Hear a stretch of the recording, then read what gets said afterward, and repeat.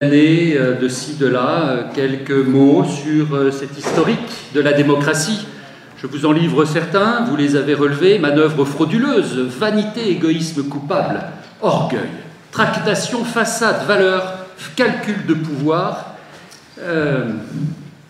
Si l'on résume en quelques mots, il semblerait que ce soit les bases, là, de notre démocratie d'aujourd'hui. Alors la question est, pour terminer, et non, ça ne se termine pas, tout ne fait que commencer. Où en sommes-nous aujourd'hui dans ce sujet que Dominique Tasseau m'a demandé, avec grand plaisir, de traiter avec vous? Dans quelle société sommes-nous aujourd'hui? Nous avons évoqué l'histoire de cette notion de démocratie aujourd'hui, sous la Ve République. Où en sommes-nous?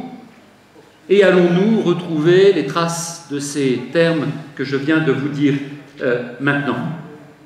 Donc, alors, pour une petite précision, le support que vous avez là, vous l'aurez à disposition entre amis, en famille, le dimanche, si vous voulez échanger sur plus des collectivités territoriales, le droit de l'intercommunalité, la Constitution. Vous l'aurez, vous le recevrez.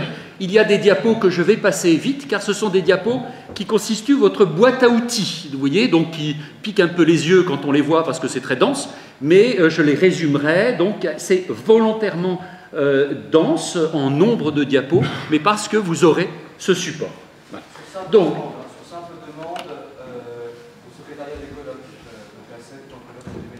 voilà, et mécaniquement, donc je m'adresserai à notre cher Maxime pour passer les diapos, parce que je ne peux pas les passer d'ici, mais ça n'est pas un souci. Donc pour introduire nos propos dans cette heure et ensuite les échanges, c'est clair que cette période contemporaine nous fait rentrer aujourd'hui dans une nouvelle ère institutionnelle, une nouvelle ère financière, une nouvelle ère économique. Nous avons vu 1417, 2017, nous avons vu que nous fêtions en 2017 un certain nombre d'anniversaires. Et lorsque l'on fait cette rétrospective de la démocratie, la question que l'on se pose est: mais pendant combien de temps encore allons-nous supporter, courber les chines, accepter docilement les volontés de quelques-uns? Jusqu'où ce citoyen qui a fait les grandes heures de la France va-t-il encore accepter de ne rien dire? N'y a-t-il pas quelque chose sous-jacent? Est-ce qu'au bout du compte, n'y a-t-il pas un seuil au-delà duquel ça suffit? À force d'imposer le mensonge, à force d'obliger à penser tel qu'une minorité le souhaite, n'arrivons-nous pas finalement à laisser la place enfin à la vérité? À force d'asséner le mensonge, l'histoire nous démontre que le mensonge ne dure pas, et particulièrement en France, sauf que le temps idéologique n'est pas le temps humain. Le temps du pouvoir, ce n'est pas 24 heures. On essaye de faire croire aux citoyens que 24 heures, c'est le temps de son pouvoir. Il se lève, il décide, à midi, il impose, l'après-midi, il évalue, le soir, on lui fait comprendre qu'il peut avoir l'orgueil de pouvoir changer le monde, de pouvoir changer son environnement. C'est un leurre. Le temps du pouvoir n'est pas 24 heures. Comme dit le bon Dieu, notre Seigneur Jésus-Christ, une heure est un siècle est une seconde, donc en réalité le temps ne dure pas, mais qu'on le veuille ou non, et moi le premier, nous sommes dans ce mensonge, et nous avons l'illusion que l'on peut changer les choses, et quand on ne le peut pas, malheureusement on se décourage. Quand on se décourage, on n'a plus confiance, et quand on n'a plus confiance, on se laisse faire. Ça n'est plus possible. Le citoyen vaut beaucoup mieux que ça, et le français vaut beaucoup mieux que ça, en tout cas dans ce qu'il apportait à l'historique et à la construction de la France. Donc nous rentrons aujourd'hui, je le dis sans embâche, je le dis avec solennité. J'avais eu l'occasion en 2012, dans une conférence sur la finalité omniprésente, de dépeindre, de raconter les premiers jalons de cela. En 2017, nous sommes rentrés véritablement, oui, dans l'an 1 d'une nouvelle ère. Maxime, l'autre. Nous sommes rentrés véritablement, là je suis confus, pour ce n'est pas un souci, nous sommes rentrés, oui, véritablement dans une nouvelle ère. Une première ère des collectivités territoriales, des institutions, va des origines jusqu'en 1788-1789. Première ère. 1790-2009, deuxième ère. Entre 2010 et 2016, nous avons là une période transitoire, fondamentale dans l'environnement de notre société, plus particulièrement dans l'environnement des collectivités, qui sont des institutions dont l'objectif est de représenter le citoyen, de défendre ses intérêts. Entre 2010 et 2016, nous avons une période transitoire entre ce qui était et ce qui sera. À partir de 2017, nous rentrons dans cette troisième ère des collectivités, troisième ère de notre société. Je vous donne, Maxime, on peut passer simplement pour information. Je vous donne là le sujet qui a été donné aux attachés territoriaux au dernier concours de catégorie A. Les choses ne sont pas anodines. On souhaite savoir ce qu'il y a dans l'esprit de nos futurs cadres territoriaux. Quelle est la question qui a été posée en composition écrite? Les communes conservent-elles une utilité? Ça n'est pas rien.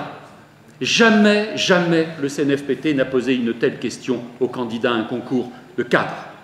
Pourquoi est-il important de se poser la question de savoir quelle est l'évolution de nos institutions? Car, nous l'avons dit tout à l'heure, ces institutions, dans le cadre d'une démocratie qui n'est pas directe mais représentative, ces institutions doivent refléter fidèlement les attentes du citoyen.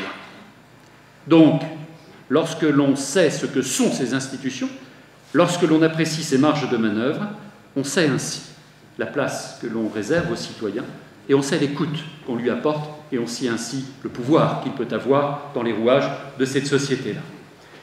C'est une société dont les rouages s'appuient, Maxime, une société dont les rouages s'appuient sur un environnement législatif national et européen qui est absolument unique. Il y a eu plus. Et nos amis, dans leur intervention, ont fait allusion à ce foisonnement législatif, à ces textes de loi, à la primauté de la loi dans la hiérarchie des normes. Il n'y a jamais eu autant de textes de loi durant ces 15 dernières années, jamais autant en 15 ans, plus en 15 ans que durant les 50 années qui ont précédé. Et vous avez, après, Maxime, vous avez ici une série de textes. En bleu, ce sont ceux que j'avais évoqués en 2012. Nous étions loin encore d'avoir tous ceux qui se sont succédés depuis.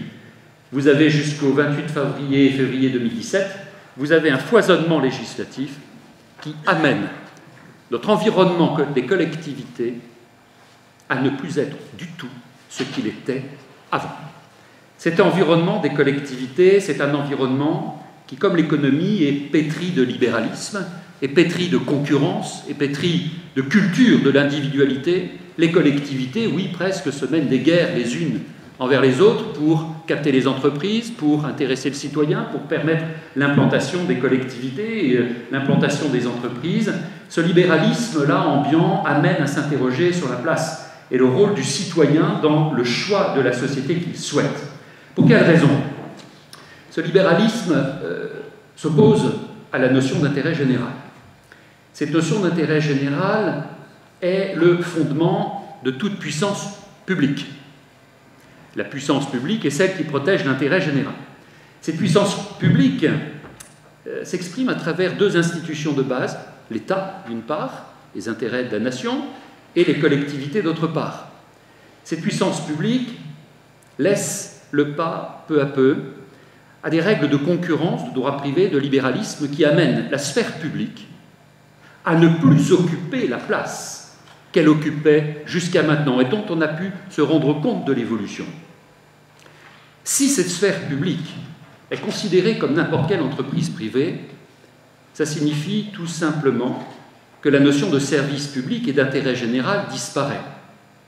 Ça veut donc dire qu'il n'y a plus cet objectif de l'État de protéger les intérêts supérieurs du citoyen et de veiller au service public et à ses intérêts propres. Ça veut donc dire qu'aujourd'hui, ce libéralisme ambiant est une valeur qui est résolument incompatible avec la notion de démocratie qui vise l'intérêt général. Le libéralisme, c'est l'anti-démocratie, c'est l'anti-service public. Alors, on va voir, partie première, encore, vas-y, voilà, partie première, encore, voilà, 2017, l'an 1, d'une société nouvelle, imposant une nouvelle cartographie et de nouveaux rouages territoriaux. Cette cartographie, que l'on connaît depuis toujours, cette cartographie s'est mise en place au gré des ans, au gré des siècles. L'État, les régions, les départements, les communes et ce que l'on appelle les établissements publics de coopération intercommunale qui regroupent les communes entre elles. C'est ce que nous avons toujours connu, c'est ce que nous connaissons depuis 1789 avec les départements et les régions. Les départements et les communes, les régions venant en 1982. Cette cartographie n'est plus aujourd'hui compatible avec les intérêts supérieurs de l'État en tant que pouvoir unitaire, en tant que pouvoir souverain. Et la question est de savoir jusqu'où l'État va-t-il remettre en cause cette cartographie qui représente le citoyen, jusqu'où est-il capable d'aller dans sa restructuration au risque de ne plus permettre les représentations du citoyen dans chacune des assemblées qui représentent ces collectivités territoriales.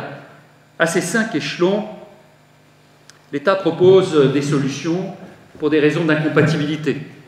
Incompatibilité administrative, cette structure territoriale dont vous savez qu'elle est plus importante en France, elle offre plus de collectivités en France que dans le reste de l'Europe des 27 désormais.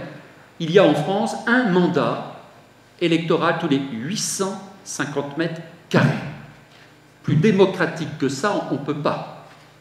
C'était un atout, un sérieux atout. Plus il y a d'élus, plus il y a d'assemblées, plus le citoyen est représenté, plus il a l'occasion d'exprimer son suffrage, et on verra la place du suffrage dans la Constitution de 1958. Cette cartographie n'est plus compatible, elle ne l'était déjà plus en 1789. Vous avez ici 2 personnages dont on a parlé, l'abbé de Sieyès, Jacques-Guillaume Touret. Nous sommes en 1789, le 27 septembre 1789. L'État, status ou status, se met en place. La souveraineté de l'État, qui se substitue à la nation. Nietzsche dit que l'État, c'est le plus froid des monstres froids.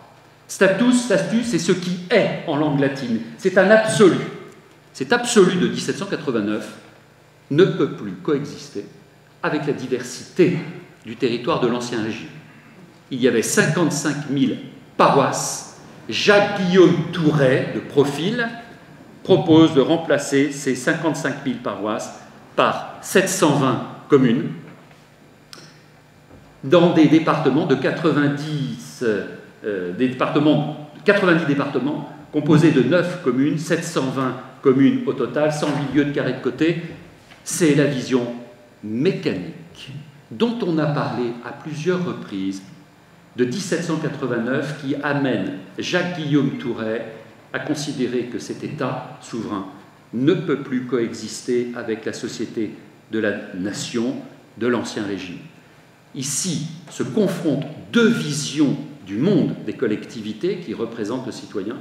La vision organique, qui consiste à considérer les paroisses comme une famille, comme un être humain. Et puis la vision mécanique, qui consiste à dire qu'il suffit de bien penser pour changer les choses et que l'on ne peut plus garder ces structures territoriales de l'Ancien Régime. Deuxième incompatibilité, incompatibilité financière. L'État français aujourd'hui ne peut plus, n'a plus ni le temps, ni la patience, ni l'argent pour attendre encore ces collectivités territoriales de se réduire en nombre et de se regrouper. Pour les besoins d'une thèse sur la solidarité en finances locales, j'ai étudié pour vous les relations financières entre l'État et les collectivités locales entre 1789 et 1998. C'est l'histoire d'un échec cuisant, d'un échec permanent. Jamais l'État n'a réussi à réduire, comme on l'a fait dans d'autres États, à réduire le nombre de collectivités territoriales. Le point d'orgue de l'échec, c'est 1972, avec la fusion de communes, car après la fusion de communes souhaitée par Raymond Marcellin, il y a eu plus de communes après qu'avant. En France, c'est à part. On ne peut pas savoir en France ce qui va se passer quand on propose une réforme. Ça a été un succès, si l'on peut dire, dans d'autres États. En France, l'objectif était de réduire la moitié des communes. Il y en a plus après qu'avant. L'État, aujourd'hui, verse plus de 100 milliards d'euros aux collectivités territoriales. La France, aujourd'hui, ne peut plus suivre le rythme, tout simplement parce que ces 100 milliards, la France ne les a plus. Et puisqu'elle dépense un argent qu'elle n'a pas, elle creuse son déficit. Je l'avais abordé, je vais vite, ce déficit, aujourd'hui, n'est plus compatible avec les exigences de l'Europe, au regard de sa dette, au regard du déficit. La France ne peut plus se permettre ces relations financières. D'autant que la France a obtenu, en 2013, puis récemment, 2 sursis pour ne pas être sanctionnée par l'Europe au titre de ses critères de convergence et son de déficit.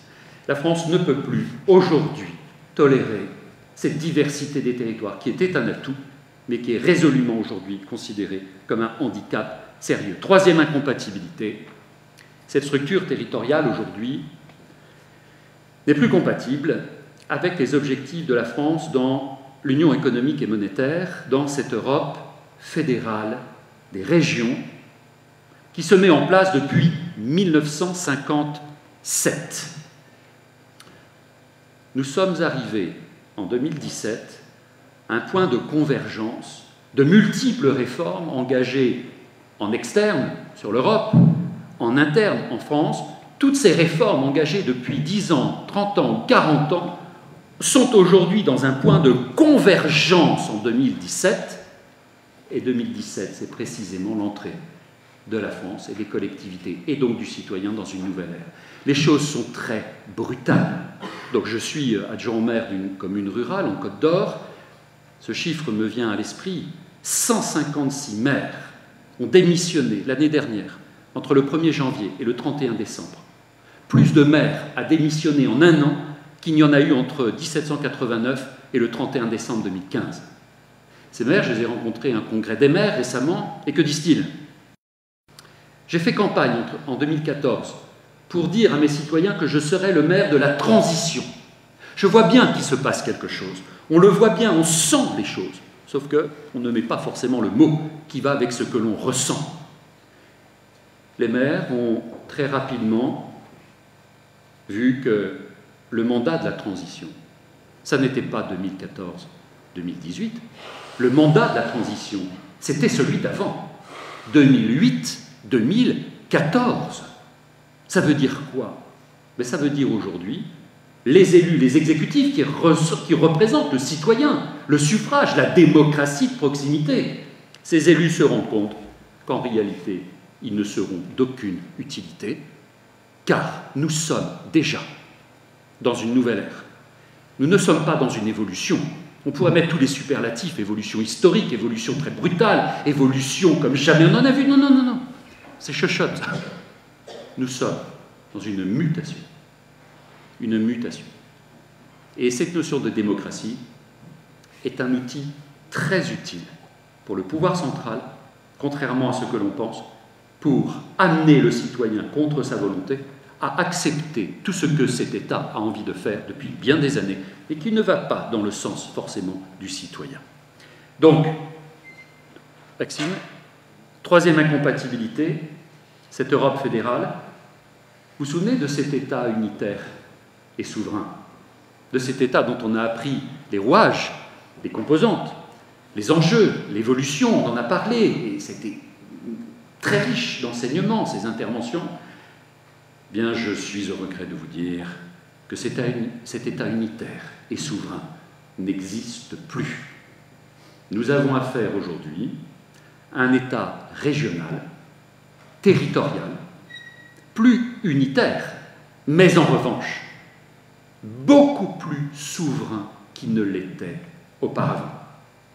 Cet État régional et territorial, c'est un État qui amène à restructurer totalement le territoire, donc les collectivités, donc les assemblées délibérantes, donc nos représentants, donc le citoyen. Cet acte 3 de la décentralisation, qui correspond à la période 2010-2016, c'est une période qui va transformer nos 5 échelons territoriaux, l'État, les régions, les départements, les communes, les intercommunalités, en 2 échelons uniquement. Les grandes régions, celles que vous aviez eues avant, 13. À terme, il y en aura 9. Le temps idéologique n'est pas le temps humain.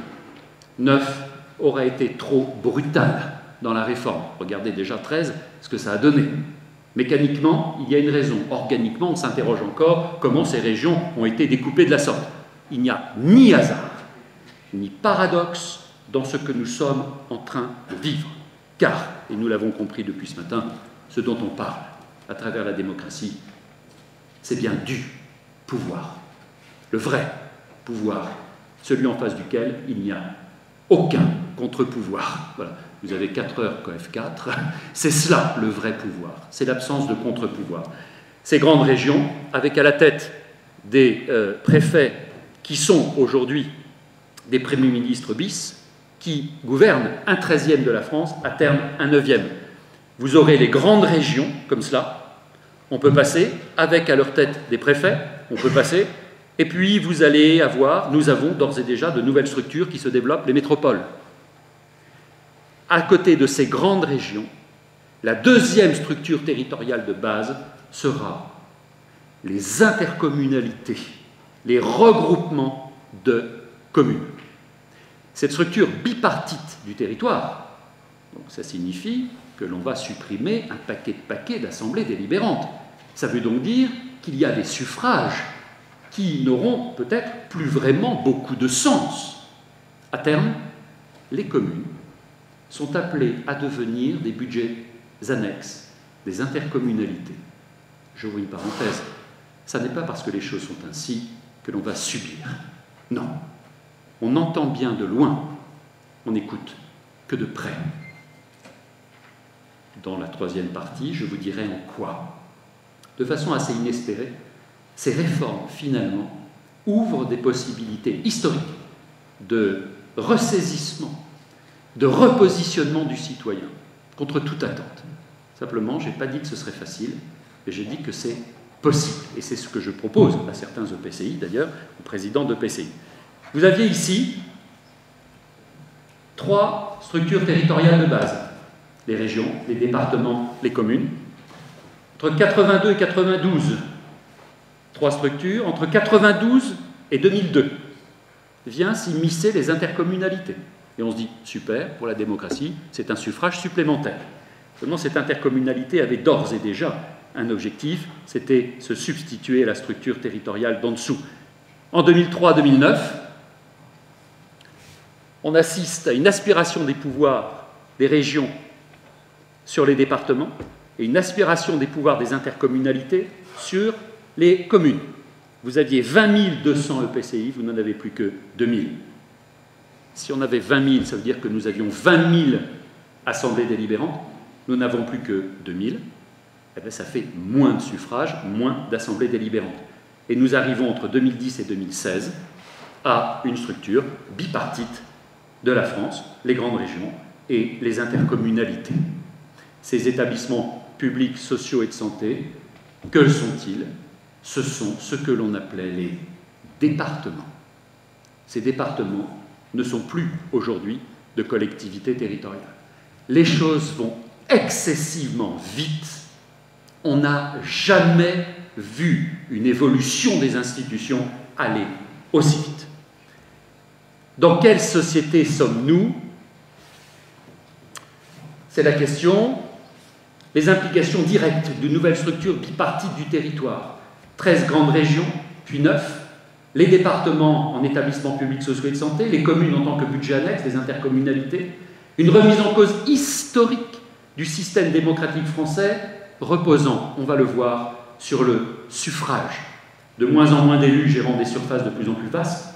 On a évoqué tout à l'heure les élections des conseillers départementaux. Il ne fait pas bon être dans la ruralité. En revanche, dans l'urbanité, puisque les surfaces géographiques dépendent du nombre d'habitants, il y a moins de représentants dans la ruralité qu'il n'y en a dans l'urbain. L'idée n'est pas d'opposer l'urbain au rural. L'idée, c'est de se rendre compte d'une inégalité criante dans cette nouvelle représentation dite démocratique des intérêts du citoyen.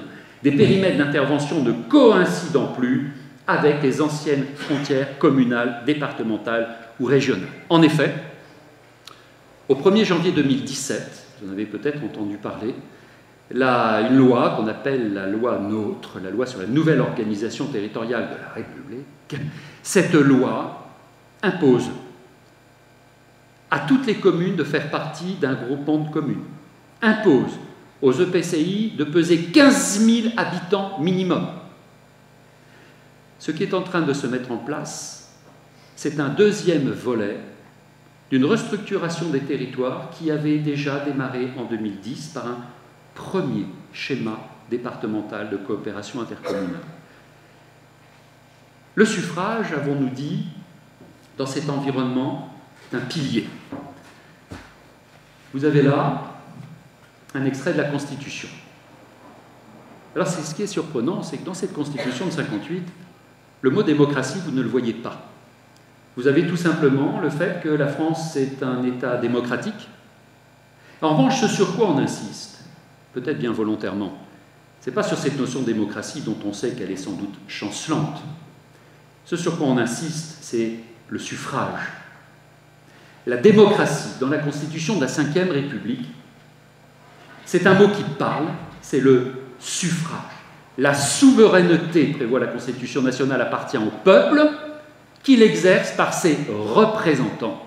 Démocratie représentative. Le suffrage peut être direct ou indirect, mais ce suffrage qui exprime les sentiments du citoyen ne s'exprime qu'à partir, article 4, des partis et groupements politiques. Donc ça veut dire que si nous sommes dans une structure, un bipartisme gauche-droite, qui est loin, très loin, même qui n'a jamais vraiment représenté le citoyen, c'est un clivage qui n'existe pas dans ce dont nous sommes en train de parler, dans le pouvoir. Il n'y a pas de clivage. On fait croire qu'il y a un clivage. Il n'en existe aucun. Ce suffrage, en France, a une place importante, car à chaque strate territoriale, vous avez des élections municipales, communautaires, départementales, régionales, législatives, sénatoriales, présidentielles, européennes, et puis vous avez le référendum. Et l'illusion est de se dire, puisque la démocratie est le suffrage, donc plus il y a de suffrage, plus il y a de démocratie, donc le citoyen, dans la Constitution de la Ve, mérite, en tout cas, pourrait quand même être considérant et reconnaissant envers la République qui lui permet autant d'exprimer ses attentes. La démocratie, aujourd'hui, c'est cela.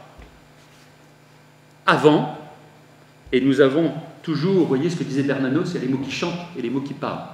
Cette démocratie, qui est bien limitativement fixée dans la Constitution, on sait que c'est le suffrage, on le sait que c'est très mécanique, mais en réalité, on l'accepte parce que derrière, il y a toujours cette image dont on a parlé. Cette démocratie par le suffrage. Alors là, je vais vous donner un inventaire de ce que peut être cette démocratie, finalement, qu'elle soit nationale ou qu'elle soit locale. Oui, une démocratie virtuelle, fondée sur le suffrage, à bout de souffle, sans espoir de second souffle. Alors là, j'apporte une petite précision. Si le mot démocratie ici, c'est ce que l'on espère pour le citoyen, c'est-à-dire être enfin écouté, être enfin représenté, enfin se poser la question de savoir ce qu'il y a de mieux pour lui.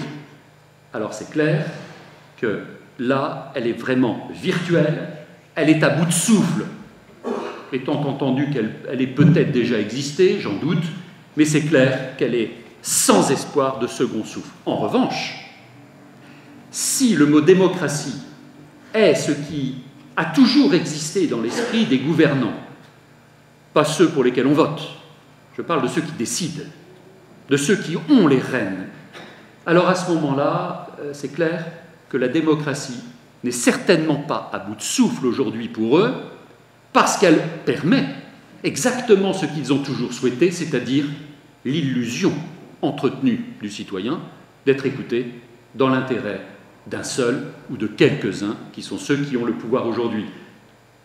Malgré tout, le mensonge ne dure pas. Et aujourd'hui, le citoyen se rend compte que ce mensonge-là a sans doute un peu trop duré, et ce qu'on a pu voir récemment le démontre. Aujourd'hui, le citoyen se rend compte que ça ne colle pas. Ce qu'on peut lui dire, ce que l'on a fixé dans cette Constitution, n'est pas à la hauteur de ce qu'on peut lui promettre. En quoi cette démocratie sur le suffrage est-elle à bout de souffle? Et là, nous allons prendre un à un ces suffrages et donner quelques commentaires pour chacun d'entre eux. Les supports démocratiques virtuels. Alors, on va démarrer. Alors ça, c'est l'illusion omniprésente dans la pratique des institutions, et je la mets, alors médaille d'or, championne toute catégorie de l'outil qui permet de comprendre où est le citoyen aujourd'hui, ça s'appelle le fait majoritaire. Le fait majoritaire, quand vous regardez des ouvrages de droit constitutionnel, c'est quasiment jamais abordé, ou très peu abordé. Pourquoi? Parce qu'évidemment c'est très gênant. Pourquoi? Parce que vous mettez là, sur le fond même, sur ce qui se passe vraiment dans les institutions, que j'ai pu d'ailleurs vérifier moi-même pendant plusieurs années, je travaillais au Sénat, c'est clair que ce fait majoritaire est omniprésent et imprègne tous les rouages des institutions. Ce fait majoritaire se trouve aux antipodes d'un principe dont on a entendu parler, qui est le principe je vais essayer de ne pas rire en prononçant le principe de séparation des pouvoirs entre l'exécutif et le législatif. Vous voyez, ça c'est bon pour les guignols du champ de Mars, ça n'existe pas dans les institutions. Ah bon? Et en quoi ça n'existe pas? Le fait majoritaire. Ce fait majoritaire, c'est une pratique des institutions qui amène le président de la République ou le Premier ministre à exercer l'intégralité des pouvoirs et amène le Parlement à ne plus être cette institution de contrôle que l'on souhaite avoir. Donc vous aurez sur ce PowerPoint l'énumération des présidents de la République ainsi que leur Premier ministre, de Gaulle jusqu'à Hollande. Et il se trouve que parfois, le président de la République va se trouver dans une même majorité que le Premier ministre, que le Premier ministre, étant le leader politique majoritaire de l'Assemblée nationale, va donc se retrouver lui-même dans la même couleur politique que l'Assemblée nationale à laquelle il appartenait, et il se trouve aussi que le Sénat peut se retrouver dans la même couleur politique que les trois précédents. Autrement dit, du président de la République jusqu'au Sénat, et ça a été vrai surtout pour des gouvernements de droite, le président de la République, et trois journalistes se sont interrogés d'ailleurs sur l'ampleur des pouvoirs du président de la République dans ce cas-là, le président de la République a quasiment autant de pouvoirs que Louis XIV. Et non seulement il compte sur ses propres pouvoirs de président, il a le Premier ministre fusible, comme disait De Gaulle au discours de Bayeux, il a le Premier ministre fusible dont il peut, sur les pouvoirs desquels il peut s'asseoir et dont la légitimité lui appartient. Il peut s'appuyer sur l'Assemblée nationale qui est très docile et le Sénat qui est de même couleur politique. Donc ça, c'est une pratique du pouvoir qui amène le président de la République en réalité à décider, à imposer au Parlement ses vues, ses lois, et qui lui impose une totale légitimité. Ce fait majoritaire a surtout été exercé pour des gouvernements de droite, car le Sénat a été plus souvent à droite qu'à gauche. Il a été à gauche récemment. Le président de la République, lorsque Mitterrand est arrivé, il a pu compter sur un fait majoritaire qui s'arrêtait à l'Assemblée nationale. Le Sénat était anti-président de la République. Comme l'Assemblée nationale a le dernier mot, ça n'est pas grave, le président de la République garde tous ses pouvoirs. Et puis, vous avez là, je vais vite, j'ai mis là, la diapo d'avant, première cohabitation, deuxième cohabitation, troisième cohabitation. Là, le citoyen, eh bien, c'est repiffé. Le citoyen, pour quelle raison? Volontairement, involontairement, parce qu'il sentait les choses, ou parce qu'il l'a fait quasiment par réflexe, a-t-il eu un retour ou pas? Peu importe. Le constat est celui-ci. Le citoyen a commencé en 1986 à prendre goût à une gestion un peu particulière du pouvoir qui consistait à faire cohabiter un exécutif, un président de la République de gauche, avec quelqu'un de droite, ou quelqu'un de droite avec quelqu'un de gauche. Et peut-être quelque part le bon sens a amené le citoyen à se dire « je ne peux pas l'expliquer, mais je sens bien qu'on est en train de m'embobiner totalement » et que le bon sens m'amène à dire que s'il y a un partage des majorités, il y a donc un partage des pouvoirs. Et en 1986, contre toute attente, il y a la première cohabitation. Et là, je vous le dis tout de go, mais vous le savez, il y a eu énormément d'articles dans les journaux, le politique n'a pas compris ce qui s'était passé. C'était contraire aux institutions. On a dit, bon, c'est un accident des institutions, espérons que le citoyen deviendra raisonnable. Et puis, deuxième cohabitation, avec Balladur. Puis, troisième cohabitation, là, le président de la République, sale perlipopette, avait dissous l'Assemblée, grosse boulette, et se retrouve avec un Premier ministre de gauche. Alors là, maintenant, ça suffit, a dit le pouvoir. Mais le citoyen, mais commence à nous énerver sérieusement. Pourquoi? Parce que le fait majoritaire, à cause de lui, ne peut plus être une réalité. La réponse du berger à la bergère, ça a été quoi? Ça a été la mise en place du quinquennat. Il y avait le septennat.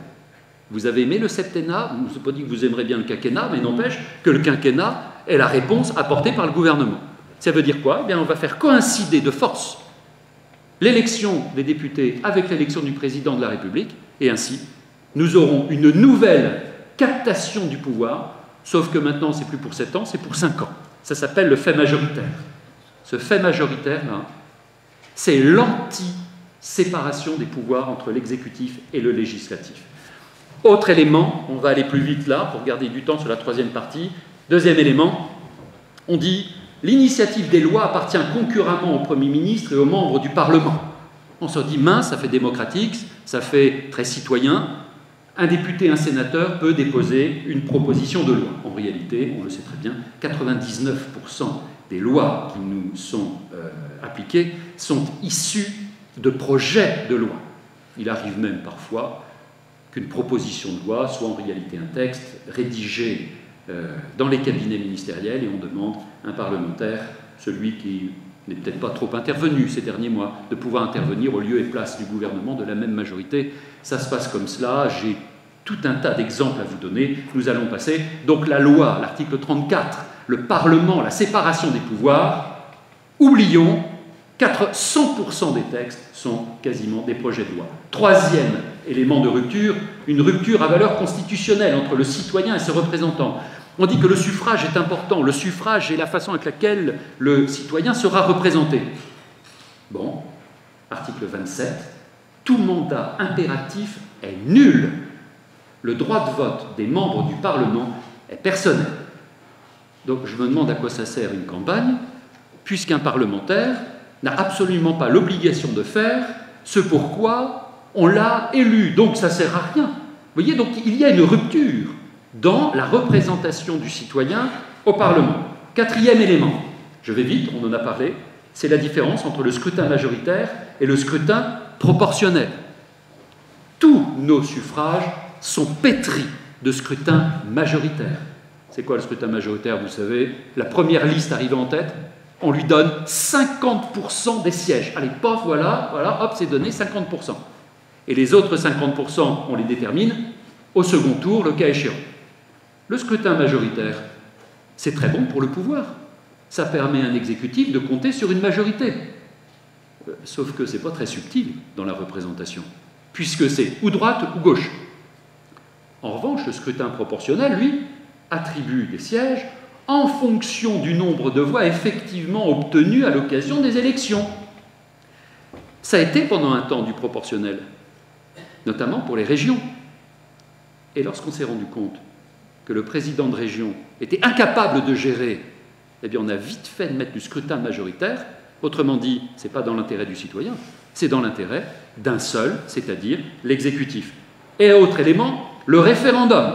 Alors là, je pose la question, le référendum est-il encore un outil de démocratie? Alors, on ne va pas s'énerver, mais il me semble bien qu'en 2005, il y a eu un référendum. Et on a demandé, êtes-vous oui ou non, ou pour ou contre? Ben, ça a été non.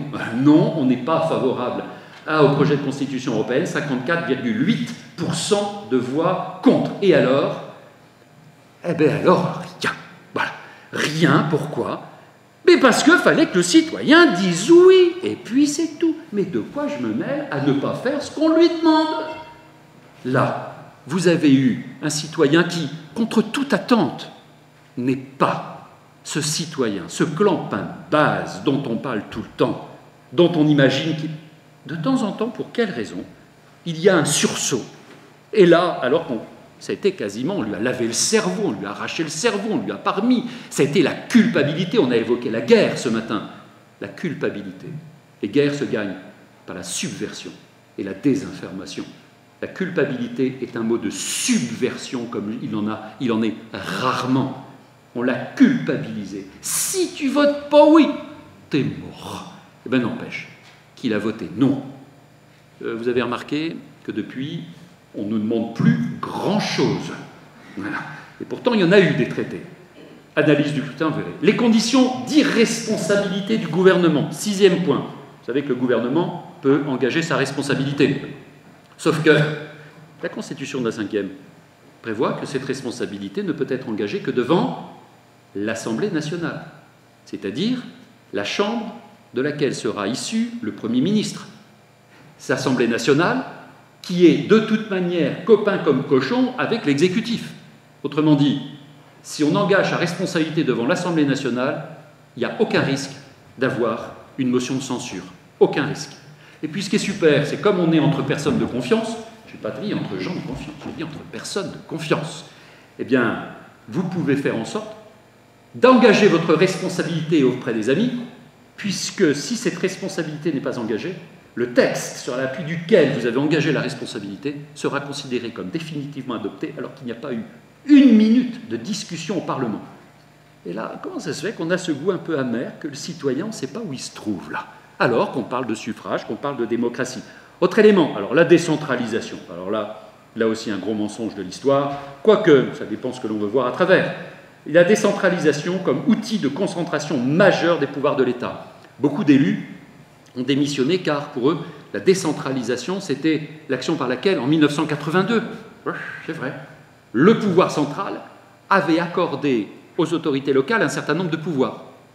Et donc, on a pensé, dans le sens du mot qui chantait, que la décentralisation était l'action par laquelle les élus locaux allaient pouvoir enfin s'opposer au monopole du gouvernement, de l'État, des lois. Enfin, la décentralisation était un signe coureur, un signe important que l'on donnait aux collectivités locales de pouvoir s'opposer enfin à la souveraineté. Oubliez. Voilà. Oubliez pourquoi. Mais il y a des élus qui ne peuvent pas oublier. Ils ne peuvent pas oublier parce qu'ils ont ce sentiment qu'en réalité, depuis 1982, c'est un mensonge entretenu. L'État n'a jamais dit que la décentralisation était une autre forme de concentration. Mais l'État profite du mot qui chante, profite de l'affect que l'on donne sur ces mots-là. Et là, en 2003, les masques tombent. Révision de la Constitution. À l'article 1er de la Constitution, la France est une république indivisible, laïque, démocratique. Voilà, c'est tout. Ça passe en 3e position. Il n'y a que là qu'on parle de démocratie. Hein. Elle respecte toutes les croyances. Bon. Son organisation est décentralisée. Alors là, les masques tombent. Ça veut dire quoi? Ça veut dire que tout simplement, depuis 1982, l'acte 1, l'acte 2 et l'acte 3 ne sont rien d'autre que des outils juridiques qui permettent à cet État souverain, status, l'État 1790, de concentrer encore et toujours ses pouvoirs sur les collectivités territoriales. Et donc, de déconnecter l'Assemblée locale de ce que l'on veut bien dire, c'est-à-dire un lieu de suffrage et de démocratie. Absence chronique de séparation des pouvoirs entre l'exécutif et le législatif, on en a parlé, le Parlement vote la loi, il contrôle l'action. Moi, je ne veux même pas en entendre parler, vous voyez, hop, on passe, parce que ça n'existe pas. Un meilleur contrôle de l'exécutif par la prise de parole du président devant le Congrès. Révision de la Constitution du 23 juillet 2008. Chose extraordinaire, le président de la République, maintenant, va descendre dans l'arène parlementaire et se retrouver devant le Parlement qui va pouvoir interroger, critiquer le président de la République. Bon, voilà comment c'est présenté. Donc je change un peu les choses. Ça permet au président de la République de venir voir, en plus il gagne du temps, il a à la fois la majorité à l'Assemblée nationale et sa majorité au Sénat. C'est ce qui permet au président de la République de venir visiter sa majorité et de leur dire, bon, les Bobbies et les Suzies, là je vais déposer un projet de loi dans 1 mois, 2 mois, 1 an, vous avez plutôt intérêt d'être présent dans l'hémicycle au moment où on va discuter l'article en question, parce que je vous préviens, vous avez plutôt intérêt de voter oui si c'est oui, parce que sinon je vais demander des certificats médicaux. Vous savez qu'il y a des parlementaires qui, au lieu de voter oui, ont voté non, et ont apporté à Matignon un certificat médical pour dire qu'ils étaient un peu souffrants ce jour-là et qu'ils s'étaient trompés. Enfin bon, on vaut beaucoup mieux que ça, je pense. 10e point, le recours aux ordonnances. Ah, les ordonnances, c'est ce qu'on appelait les décrets-lois, sous la Troisième République. Les ordonnances, c'est quoi? C'est la possibilité pour le gouvernement d'intervenir dans le domaine de la loi et faire ce qu'il veut dans un domaine où pourtant le Parlement a le pouvoir. Qui autorise l'exécutif à intervenir dans un domaine qui relève de la loi? Le Parlement. Or, comme le Parlement est de toute manière le plus fidèle allié de l'exécutif, il n'y a aucun risque pour que le projet de loi d'habilitation soit refusé par le Parlement. Il y a là une cohérence dans les institutions qui est à toute épreuve.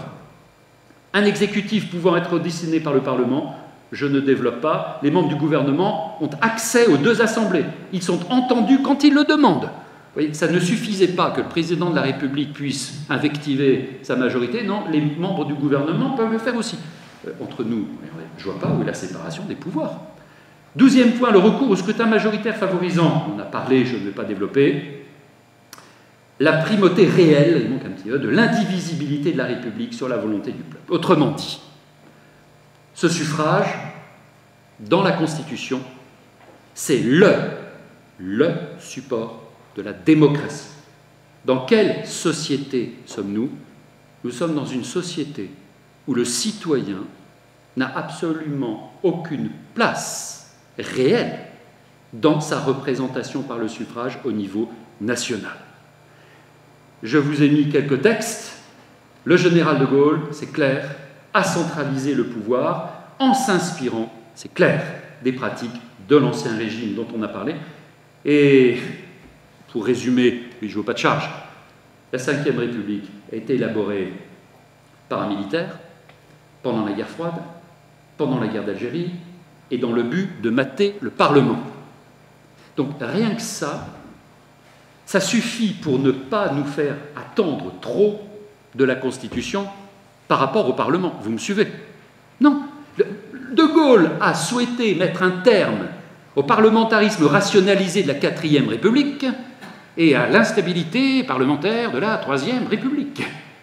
Donc, la Ve République, on parle du Parlement parce qu'il faut bien en parler, puisqu'on parle de démocratie, mais le Parlement, en réalité, n'a absolument aucun pouvoir. Alors, très intéressant, vous lirez en famille, entre amis, le discours de la flagellation, Louis XV, devant le Parlement en 1766. Et puis, je vous recommande peut-être ça, mais aussi de lire cela, et vous verrez la coïncidence entre le discours de Gaulle, la conférence de presse du 31 juin 1964, et ce que dit Louis XV devant le Parlement. Un Parlement qui commençait à devenir un peu gênant. Vous allez voir la similitude entre tout cela. Troisième partie, vous voyez donc, restructuration des territoires, le suffrage au niveau local est plutôt mis à mal. Deuxièmement, ouf, il y a encore le suffrage national. Le suffrage national, c'est clair, il ne faut pas trop en attendre. Alors question, que faire? Sommes-nous condamnés à encore et encore, alors qu'on voit bien ce qui se passe, à courber les chines, à ne plus être représentés ou à ne jamais l'avoir été vraiment? Que peut-on faire? Quelle réaction? Alors il se trouve, troisième partie, que les réformes dont je vous ai parlé tout à l'heure, dont les objectifs, en réalité, n'ont jamais été d'écouter le citoyen ou de mieux attendre, ou de mieux répondre à ses attentes.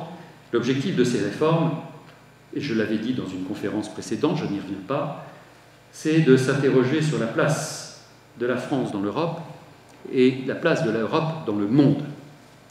Si la France aujourd'hui restructure historiquement ses collectivités, c'est parce que la France a un rendez-vous avec l'avenir européen, avec l'Europe, plus libérale qu'attentive aux citoyens, et que la France se transforme d'État unitaire et souverain en État régional et fédéral. Eh bien, nous avons là, et c'est assez surprenant, mais souvent, l'œil du bon Dieu est là, la grâce est là, c'est que lorsqu'une chose absolument terrible se passe, il y a toujours une petite frange autour de ce nuage, vous voyez, comme dans la chanson que l'on connaît. C'est un cadre possible de véritable et de nouvelle démocratie de proximité.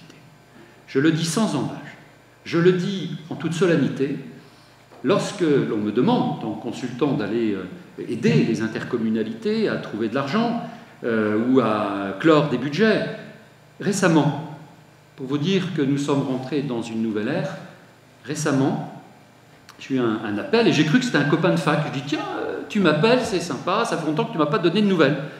Et elle dit, non, je ne suis pas votre copain de fac, je suis le secrétaire général d'une préfecture de région.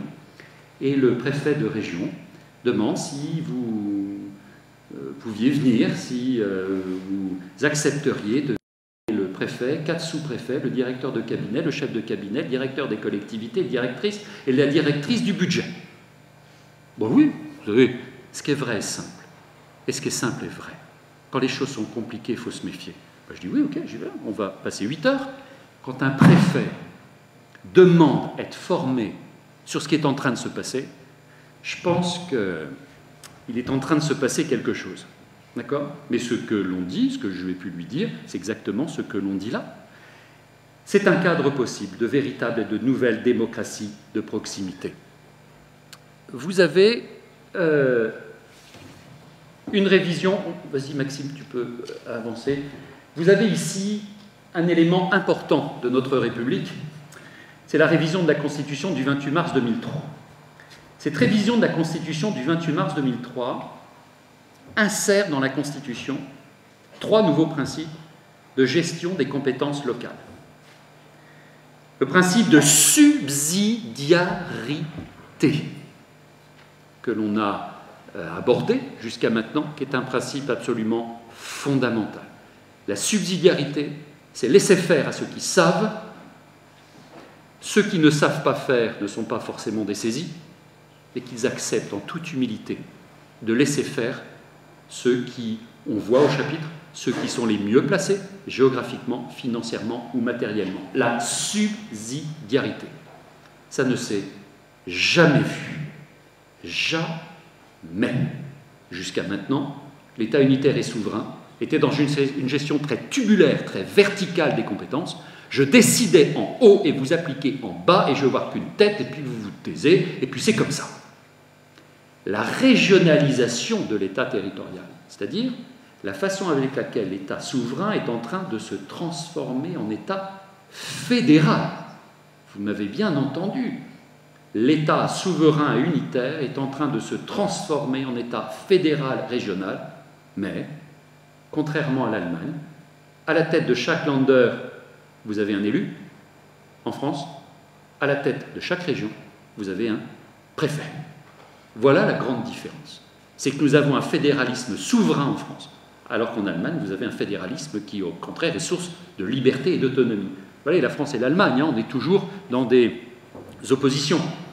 Cette subsidiarité, c'est quelque chose de très important. Pourquoi ? Parce qu'elle illustre un changement total de la part de l'État, un changement total dans sa façon de voir les choses. Pourquoi ? Parce que l'État se rend compte très bien que dans un système fédéral, il ne peut pas être partout. Que la vie en milieu rural n'est pas la vie en milieu urbain. Que l'élevage ici n'est pas l'élevage là, que le développement économique en bordure de mer n'est pas le développement économique dans le Jura. Autrement dit, la diversité des attentes par rapport à l'Europe aussi est telle que l'État se rend compte qu'on ne peut plus gérer d'en haut, mais qu'il faut instituer des îlots de gestion territoire par territoire. C'est tout nouveau. Deuxième élément, l'expérimentation. Ça signifie que l'État français ne dit plus « je décide et vous vous faites ».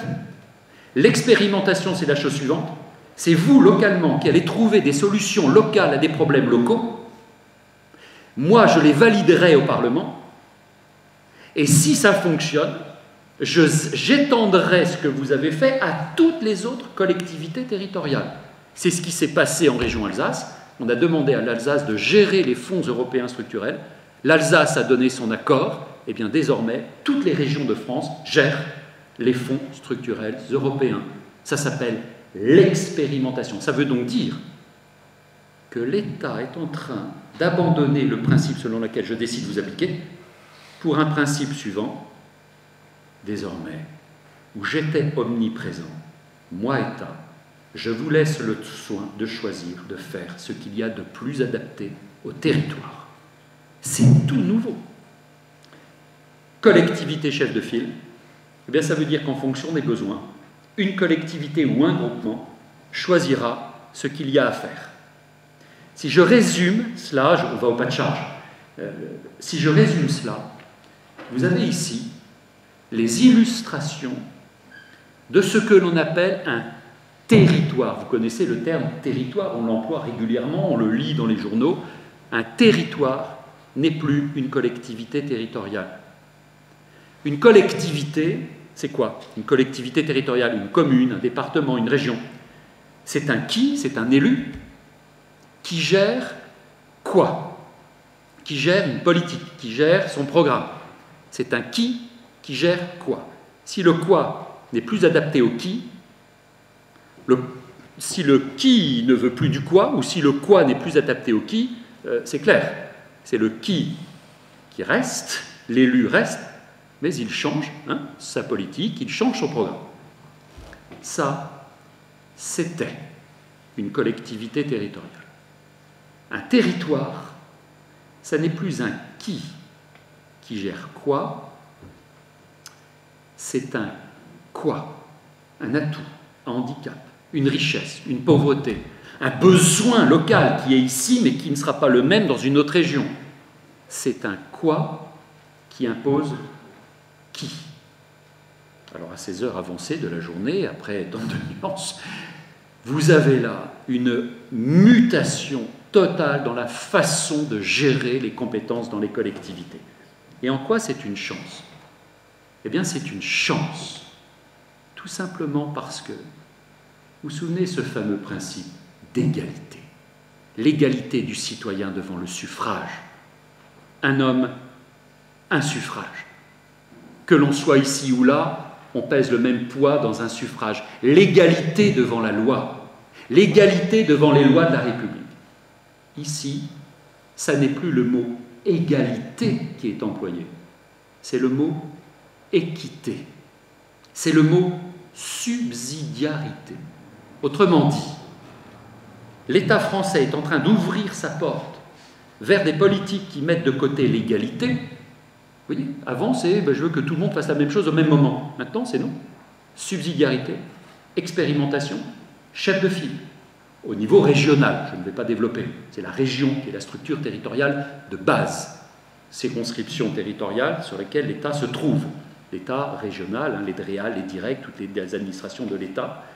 Cette subsidiarité là aujourd'hui, signifie eh bien qu'avant, l'État français unitaire et souverain, aujourd'hui est territorial, mais tout aussi souverain. On ne peut pas devenir ce qu'on n'a jamais été. La France n'a jamais été un État fédéral. Territorial, ça veut dire quoi? Eh bien, ça veut dire que le pouvoir central accepte désormais des différences, accepte que les choses ne soient pas gérées de la même façon. Il y a même une disposition dans la loi NOTRe, cette fameuse loi sur la nouvelle organisation territoriale, 1000 pages de rapports législatifs. On n'a jamais vu ça. 296 pages de loi au journal officiel. On n'a jamais vu ça. Dans cette loi, on autorise même les régions à demander au Premier ministre de ne pas appliquer la loi ou le règlement. Ça veut donc dire que l'on propose aux régions, si elles justifient que cette loi ou ce règlement n'est pas adapté à ses caractéristiques, ses attentes, ses pauvretés, ses richesses, c'est ce qu'il y a à faire et ses difficultés, la loi, face à laquelle il y avait ce fameux principe d'égalité, eh bien la loi ne s'appliquera pas à ces collectivités territoriales. On n'a jamais vu ça. Pourquoi aller si vite et de façon si brutale? Tout simplement parce que tout a un prix, et le prix pour l'État à mettre en place tout cela, mais il a conscience qu'il y a une atteinte au principe d'égalité, ce fameux principe d'égalité qui fait qu'on n'a pas ces guerres justes, comme on l'a entendu ce matin, merveilleusement. L'État sait très bien le risque, sauf que tout a un prix. Le risque, il l'admet, compte tenu de ce que lui va pouvoir récupérer de cette refonte de fond en comble de son territoire. Cette cartographie, aujourd'hui, c'est une cartographie, et là c'est très brutal pour les élus, c'est une cartographie des politiques locales dont les limites territoriales ne correspondent plus du tout aux limites territoriales des communes, des départements et des régions telles que nous les avions connues jusqu'à maintenant. Un territoire ne s'arrête pas aux frontières d'une commune ou d'une intercommunalité d'un département. Je vous ai mis là, bon, c'est le département de la Côte d'Or, c'est un peu en patate, hein, normalement le Côte d'Or, etc. Vous avez là, dans le dernier schéma départemental de coopération intercommunale, c'est la nouvelle cartographie du département, mais nous avons à Paris, dans les Yvelines, etc., je suis allé dans une quinzaine de préfectures, aider les préfets à mettre en place ces schémas d'ailleurs, et vous voyez, les bassins, les surfaces géographiques d'intervention ne correspondent plus aux anciennes limites territoriales. Nous avons là ce que l'on appelle la subsidiarité.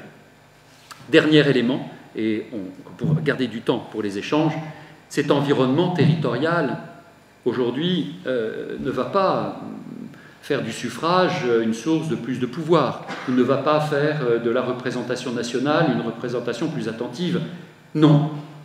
Mais nous avons là une nouvelle ère qui s'ouvre et qui permet aux citoyens, à travers un certain nombre d'institutions, d'outils mis en place progressivement, de s'investir, de décider, d'imposer. Puisqu'aujourd'hui, c'est le quoi qui impose qui, eh bien, comme jamais, historiquement, ça signifie que le principe d'égalité vole en éclats. Et nous avons vu, hein, encore une fois, cette notion d'égalité, qui est une notion qui diminue, une notion qui brise en réalité la démocratie. Nous avons aujourd'hui, à travers cela, et c'est ce que je mets en place dans les intercommunalités que je raconte, il y a ce que l'on appelle le pacte territorial. C'est tout nouveau. Ce pacte territorial, c'est un contrat qu'un président d'établissement public de coopération intercommunale passe avec chaque maire. Les maires ont conscience que ce qu'ils étaient ne sera plus. Les présidents de PCI ont conscience qu'ils sont les structures les plus importantes. Ce pacte, c'est un contrat de confiance qui va amener chaque président d'établissement de regroupement de communes à écouter chaque maire pour voir avec lui, en fonction de ses richesses, de ses attentes, de ses atouts, de ses handicaps, de voir avec lui comment sa commune va continuer à exister dans la structure qui va se substituer à elle. On n'a jamais vu ça. Ce pacte territorial, c'est véritablement un pacte de confiance, un pacte de subsidiarité. Je vous plante le décor. Ça ne fait que commencer. Ça veut dire quoi? Eh bien, ça veut dire que là, je ne vais pas vous donner, en dehors de celui-ci, mais qui est très complet juridiquement, et je ne vais pas vous donner une liste de choses à faire, tout simplement pourquoi? Parce que ce qu'il y a à faire dans le nord, ce n'est pas ce qu'il y a à faire dans le sud, dans l'ouest ou dans l'est. Ça veut donc dire qu'il y a un travail d'appropriation, un travail de changement mental, d'habitude que l'on peut avoir, et moi le premier, c'est-à-dire on a l'habitude qu'on décide et qu'on obéisse. On a l'habitude de quoi? Eh bien qu'on nous propose sur une liste et qu'on choisisse dans la liste. Et puis quand c'est pas bon, je râle, vous voyez, c'est un peu notre culture. Ça veut dire que nous sommes rentrés dans une nouvelle ère, nous sommes dans une véritable mutation des territoires. L'État, pour arriver à ses fins, a ouvert une porte qui ne va pas forcément dans son sens, mais dont il faut que l'on se saisisse les éléments et le contenu pour s'investir là-dedans. Ça veut dire quoi? On entend bien de loin, on n'écoute que de près. Ça veut dire que celui que l'on écoute, c'est le citoyen. Et ce citoyen, on le retrouve à deux endroits. On le retrouve dans la famille, on le retrouve dans ce que l'on appelait les paroisses. Le jour où il n'y aura plus de famille, il n'y aura plus de commune, là, je crains qu'il y ait des proies faciles. Et ça n'est pas un hasard. Si l'on souhaite la fin des familles et la fin des communes. Pourquoi? Eh bien parce que c'est ce qui est organique et c'est ce qui protège l'unité de l'individu. Nous avons là, de façon historique, une occasion rêvée de nous engager dans cette porte qui s'ouvre. De quelle façon? Avec quels moyens? Avec quels outils? Ça ne fait que commencer. Mais ce qui compte ici, c'est qu'on peut y aller avec confiance. Et quand la confiance est là, on fait... La confiance suscite l'amour, la confiance suscite l'engagement. Pour quelle raison le citoyen se sent-il si mal? C'est tout simplement parce qu'il n'a plus confiance. Pourquoi n'a-t-il plus confiance? Parce qu'il se rend compte aujourd'hui, sans pouvoir mettre le mot sur ce qu'il ressent, parce qu'on prend bien garde de ne pas lui expliquer, parce qu'il n'est pas bon qu'un citoyen comprenne. Un citoyen n'a plus confiance parce qu'il se rend compte qu'il y a quelque chose qui ne colle pas dans ce mot démocratie, que l'on reprend à tout bout de champ, que l'on utilise à toute épreuve et que l'on remet en avant. Donc les choses ne font que commencer. Nous sommes dans l'an 1. Eh bien, saisissons-nous de ces outils, engageons-nous dans ces structures-là, inventons de nouveaux outils.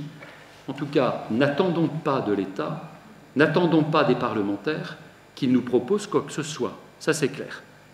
Il y a une main providentielle qui nous est tendue.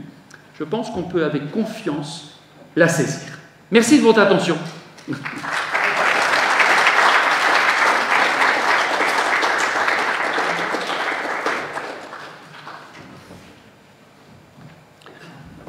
peut rouvrir les rideaux, je mentionne.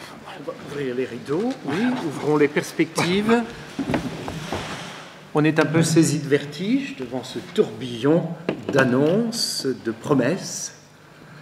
Et nous avons sûrement des interventions. Première, deuxième, où est le...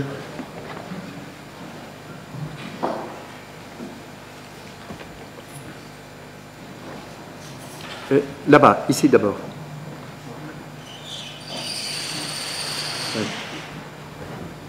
Oui, merci de l'exposé tout à fait novateur. Mais est-ce que l'envers de ce que vous avez décrit, vous l'avez fait positivement, parce que sans doute que ceci nous change, n'assistons-nous pas à la phase, donc après le solvay bien connu, du curricula et à la construction du futur État européen, qui suppose bien évidemment l'élimination des États nationaux et le face-à-face entre peut-être des collectifs de base, qui se restructuraient ex nihilo, puisqu'ils ont été esclavagisés complètement et traités comme vous l'avez décrit, avec un face-à-face, certes, contre des collectivités de base restaurées, et la chance elle est là, mais avec, au sommet, plus aucun intermédiaire, par rapport au super-État européen, voire plus encore si le mondialisme s'étend en surface. Donc est-ce que ce n'est pas une phase de liquidation des États nationaux?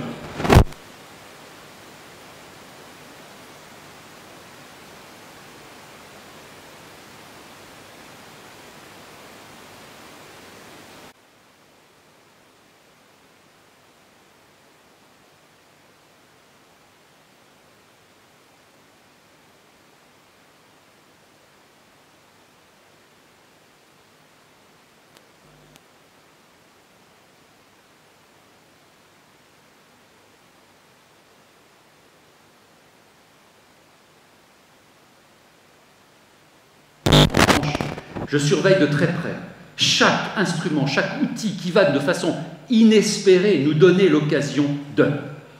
Et je crois que si on s'approprie, on se réapproprie cette notion de subsidiarité, de laquelle naît la confiance, donc l'engagement.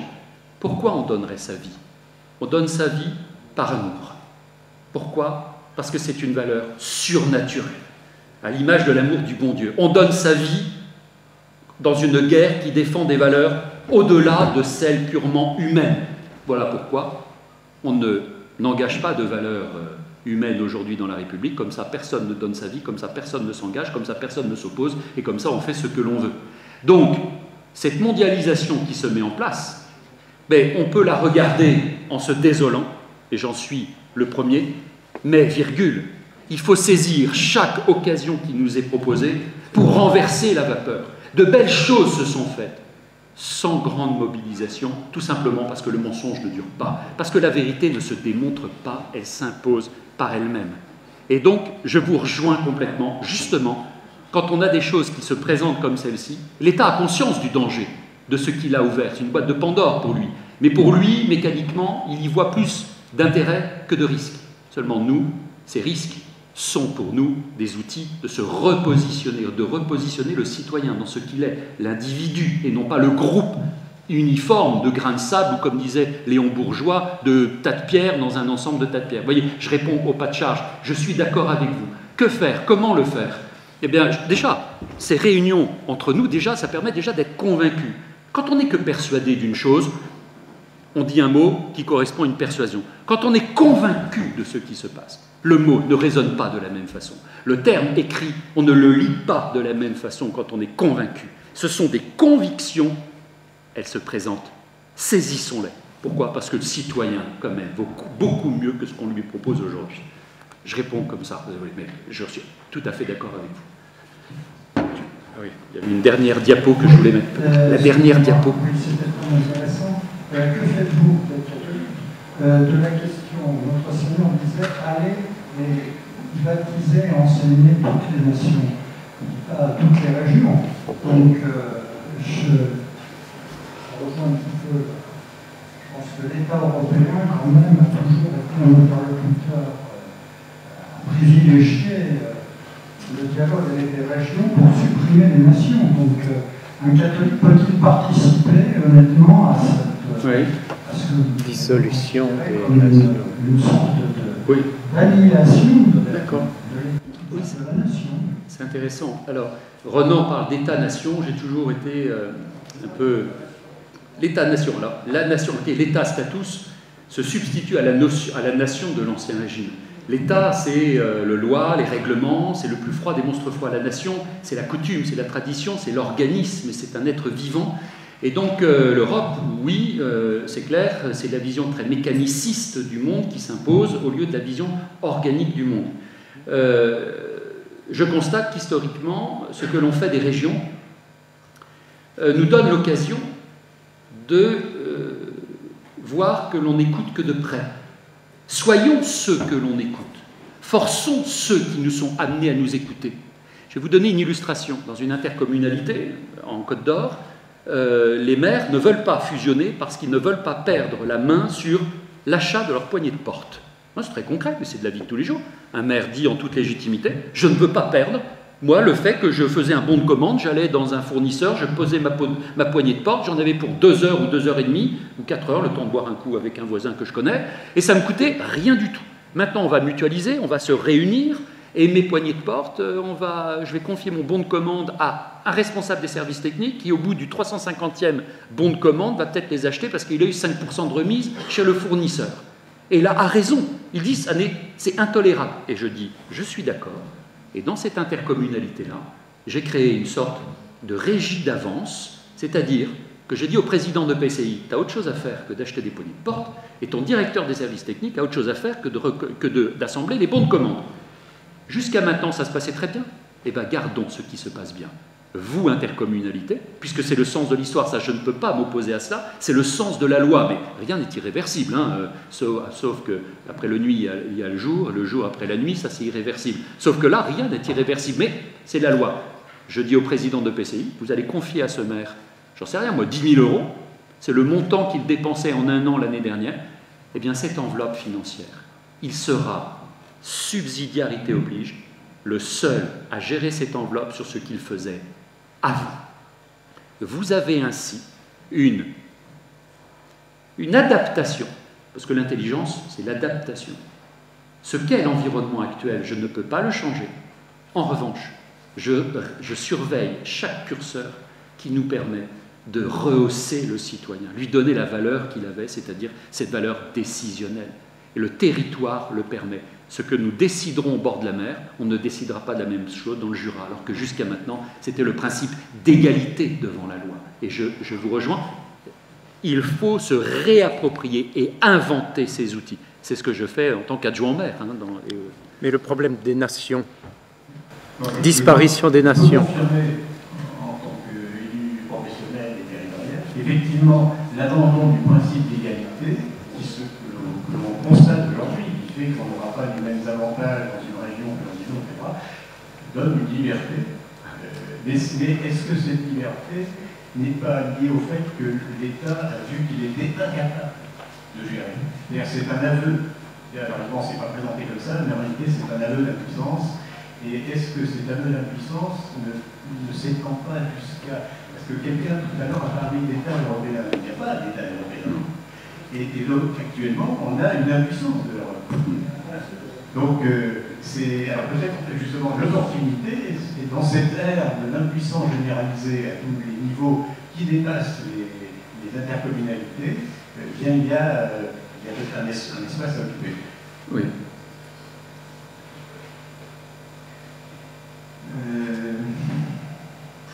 Le suspect, c'est à son comble. Ça a l'air très beau comme ça, votre exposé, mais enfin, moi je suis étonné d'une chose. J'ai l'impression qu'on navigue en plein angélisme. Vous êtes sûr que ça va marcher si bien que ça? On ne l'a pas testé encore. Vous êtes catholique? Ah oui, ça je promets. Vous êtes sûr? Je vous permets pas de douter. Mon oui vous suffira. Vous savez ce que ça doit savoir, un catholique? La première chose qu'il doit savoir, c'est que Toto est pécheur.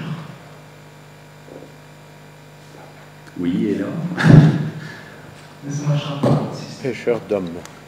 Pêcheur d'hommes et de bonne volonté. Non, pécheur. Pêcheur. Pécheur. Ah bah oui, mais ça, quand on tombe, il faut se relever. Depuis 6000 ans, si Christ est venu, c'est justement parce qu'on n'était pas capable de se relever nous-mêmes.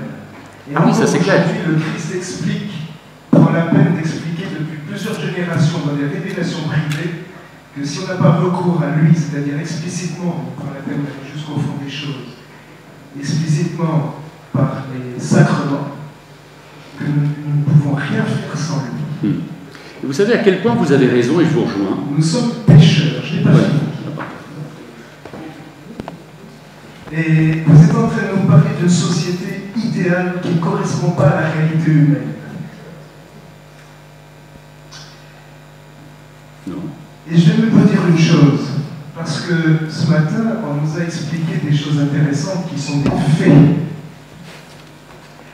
C'est que nous nous acheminons et nous sommes pratiquement aujourd'hui dans une société qui est urbaine. Vous êtes un rural, vous êtes un homme enraciné.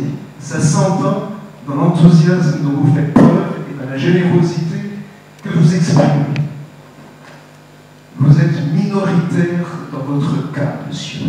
Aujourd'hui, par le fait de la population, de la réalité urbaine de la population, cette population est une population majoritairement déracinée. Alors, elle nous demande... il faudrait que je puisse répondre. Non, attendez, je n'ai pas fini, parce que c'est un appel, je lance un avertissement, un appel à la réflexion. Parce qu'on vient d'entendre un exposé qui est très brillant, qui est très emballant. C'est pas de l'angélisme, hein? Mais qui est... Non, vous n'êtes pas réaliste, monsieur. Vous n'êtes pas réaliste. Quand je vais former le préfet, que je lui dis comment il faut faire, et quand je programme un pacte financier et fiscal sur 5 ans dans les intercommunalités avec derrière des citoyens... Attendez, quand un citoyen va payer de la fiscalité TH, foncier bâti, non bâti, CFE, quand les entreprises s'en prennent plein la tête et quand je leur permets de payer moins, si ça c'est de l'angélisme, je m'appelle Kate Middleton, moi, ce qui n'est pas le cas d'ailleurs. Vous voyez, c'est pas de l'angélisme, c'est du réalisme. Non. Et quant au fait d'avoir la foi... Ce système, c'est la porte ouverte à la récupération du pouvoir dès la base. Alors que faites-vous? Mais Que faites-vous? je ne suis pas d'accord avec ça. Ah non, mais ça, c'est... Vous Vous l'avez dit. Mais que faites-vous? Quelque chose comme une chance à saisir, alors que c'est en fait l'ultime étape de destruction de notre société. Je n'ai pas dit que ça me satisfaisait. J'ai dit que dans ce qui ne me satisfait pas, il y a des choses qu'il faut contrecarrer et vite. Et là, c'est le moment. On ne pourra pas. Ah ben si on n'essaye pas, on ne fera pas, ça c'est sûr. La réalité humaine des populations qu'on masse dans les quartiers périphériques des villes, ces gens-là, ils ne participeront pas comme vous l'entendez. Ben on l'a fait à Dijon. Je pourrais vous donner des cas concrets, mais il ne faut pas attendre de la loi qu'elle propose des outils, il faut les inventer soi-même. Mais si vous dites que vous avez déjà perdu, vous avez déjà perdu. Ça c'est clair. Mais vous voyez ce que je veux dire? Mais il faut tester, il faut faire. Bon, il est évident que cette apparition du principe de subsidiarité dans des textes de loi est quelque chose de tout à fait extraordinaire, parce que vous savez qu'il y a le traité de Lisbonne. Le mot subsidiarité était déjà dans les textes européens, il fonctionnait à l'envers. C'est-à-dire que dans le système européen, c'est Bruxelles qui décide de quelques compétences peu importantes qu'on va laisser à la responsabilité des États. Les choses importantes, on les garde. C'est la subsidiarité inverse. La subsidiarité normale, qu'on a vu tout à l'heure, c'est l'échelon inférieur qui garde les compétences et les genres de décisions qu'il estime capable d'assumer et qui délègue celles qu'il ne veut pas assumer. Donc le fait de passer de la fausse subsidiarité européenne à la vraie subsidiarité, renversement. ils n'ont pas forcément fait exprès. Les gens qui ont fait ces textes n'ont certainement aucune connaissance de la doctrine sociale de l'Église. Mais il y a une rencontre tout à fait religieuse qui, effectivement, crée un espace de liberté. Dans ceci étant, la liberté de l'homme, c'est aussi la liberté des sujets. Mais c'est quand même sympathique de voir apparaître, même si c'est pour peu de temps et si ça, évidemment, on ne peut pas prédire ce qui va se passer dans l'histoire, et puis ce qui se passe souvent, il y a des périodes calmes, il y a des périodes rapides. Mais on a vu là dans l'exposé, effectivement, il y a un basculement profond qui s'était produit. Alors que deviendra ce basculement, on le verra, mais une accélération de l'histoire, comme disent certains. Excusez-moi, mais n'ai-je pas entendu que ça date de 2003, ça? Oui. Alors, c'est antérieur au traité de Lisbonne. Ça s'appelle la programmation. Comment se fait-il qu'on a attendu 14 ans? Ça s'appelle la programmation. Ça s'appelle la programmation. C'est lié, on disait tout à l'heure, le temps idéologique n'est pas le temps humain. C'est-à-dire qu'il y a des principes que l'on a mis, ça s'appelle la stratégie législative. J'ai participé pendant 6 ans auprès d'un sénateur-maire de la ville de Saumur, qui était président de la commission des affaires culturelles et qui a créé la Fondation du patrimoine. Il y a des stratégies législatives qui consistent à mettre dans l'ordonnancement juridique tel ou tel principe, dont on sait très bien qu'on ne va pas en avoir besoin tout de suite. Pourquoi? Parce que c'est comme la loi sur la bioéthique, c'est comme un certain nombre de choses, de textes de loi, dont on sait très bien qu'on en aura besoin dans 5 ans, dans 10 ans, ça s'appelle de la programmation. Le citoyen n'appartient pas là-dedans.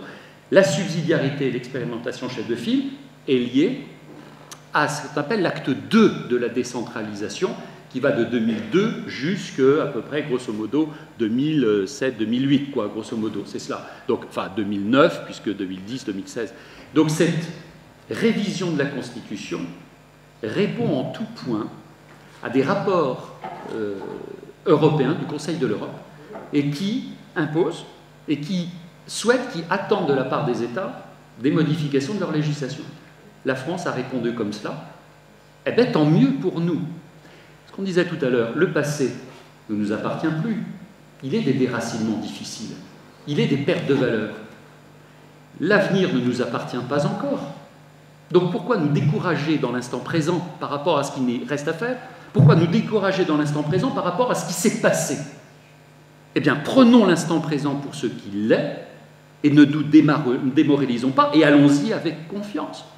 Seulement, c'est maintenant, ça ne fait que commencer. Le plus dur dans ce qui est en train de se passer, ce n'est pas comprendre, c'est une question de pédagogie. C'est d'admettre que les choses soient allées si vite, si loin, parfois c'est assez brutal. Mais c'est d'admettre que finalement, contre toute attente, il y a des choses à faire. Ce que, historiquement, on est dans une situation de responsabilité personnelle comme jamais. Ça veut dire qu'on ne nous a pas habitués à être dans cette situation-là. Oui. Mais c'est très difficile, très difficile. On est acteur comme jamais, on doit être acteur comme jamais. Parce qu'on nous a totalement décérébrés en tant qu'acteurs. Principe d'égalité, on n'existait plus en tant qu'unité, on existait dans un groupe. Se réapproprier ce qui est la nature, le droit naturel, ben, il y a du mal de fait. Il faut se réapproprier tout cela. C'est dur.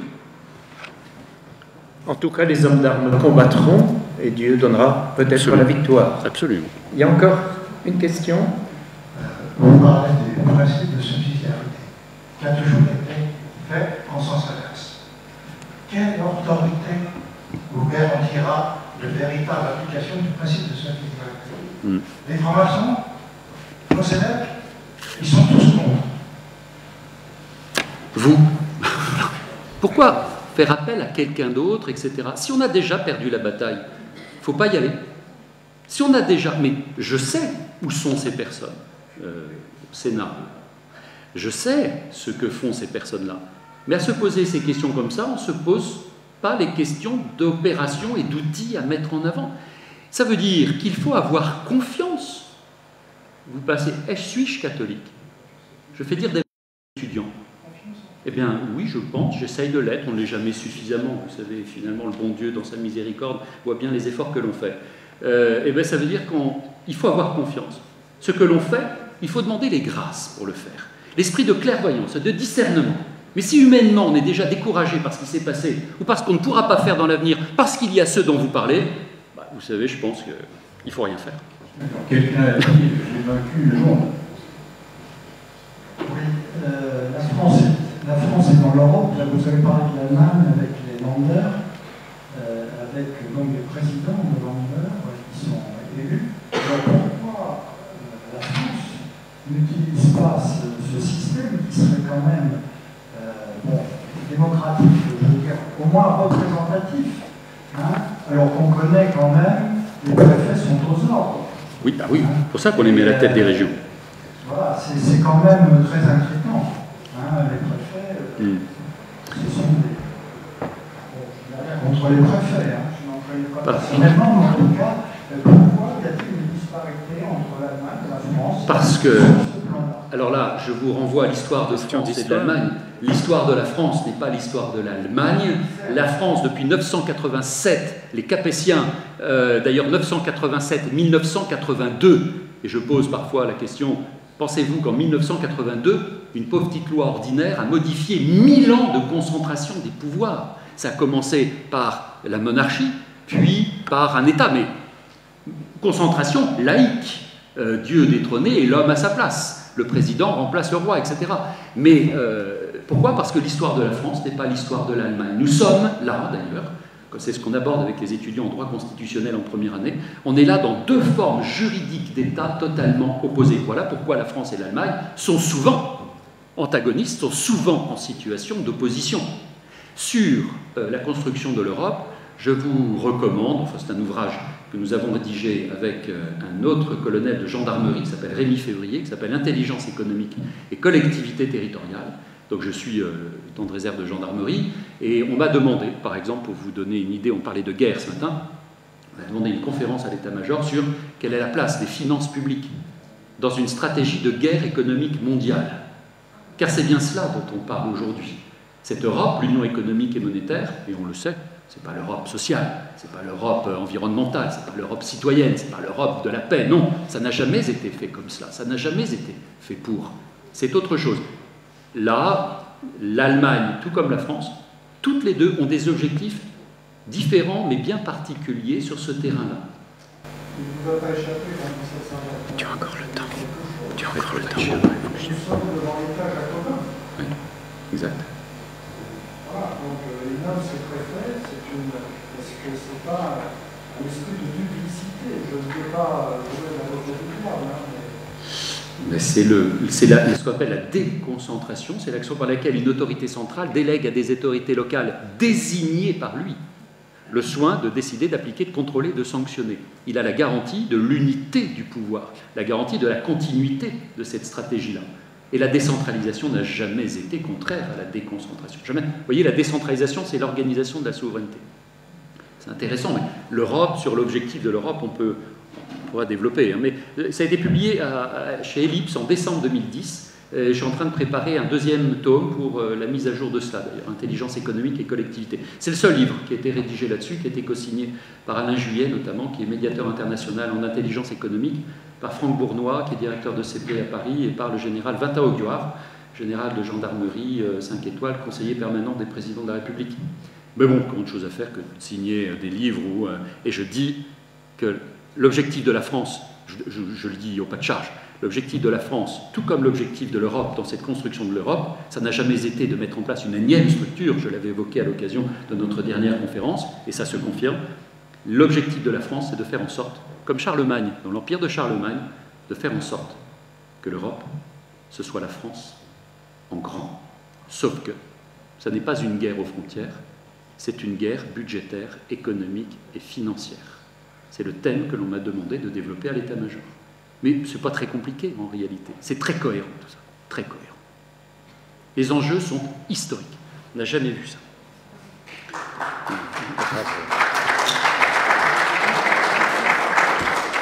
Veuillez excuser, Patrice doit partir d'urgence, non? Non. Auparavant, nous le remercions encore très chaleureusement de nous avoir versé une si riche réflexion qui va nous faire cogiter encore les uns et les autres. Mais je voudrais aussi que nous remercions très chaleureusement Dominique Tassot, qui est quand même l'auteur, l'architecte de nos rencontres. Et merci infiniment.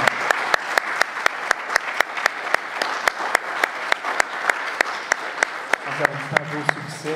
Du reste, avec l'équipe aussi, si dévouée, si présente. J'avais oublié une citation de Cabanis sur la démocratie.